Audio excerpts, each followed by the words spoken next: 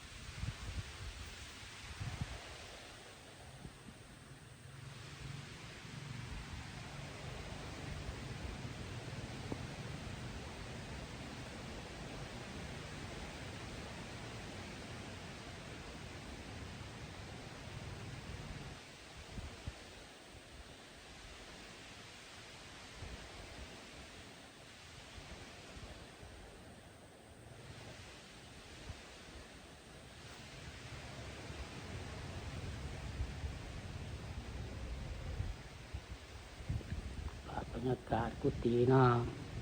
ข้างนอกเลยเอามาให้ดูให้ชมให้ FC ลาวไทยจากต่างประเทศเขาดูเขาชมช่อง YouTube ของพระสีโหบุญมีสิประเสริฐนี่เด้อกดไลค์กดแชร์เด้อกดติดตามเนาะเป็นกำลังใจให้พระสีโหบุญมีสิประเสริฐให้เด้อ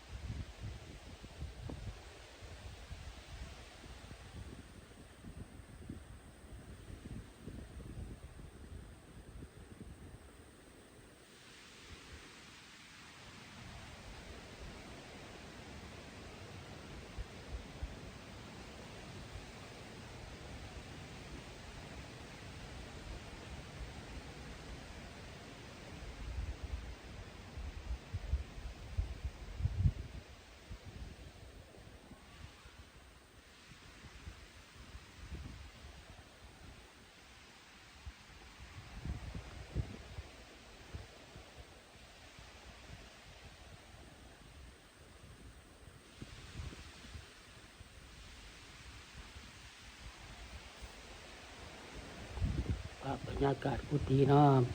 เลยเอามาให้ดูให้ส้มให้ซีลาวไทยและต่างประเทศเขาดูเขาส้มสอบยูทูบของพระซีโอผลมี10%ให้เด้อกดไลค์กดแชร์เนาะกดติดตามให้เด้อเป็นกำลังใจพระซีโอผลมี10%ให้เด้อ FC ลาวไทยและต่างประเทศคลิปนี้กับพระสุขราชไปก่อนนะว่า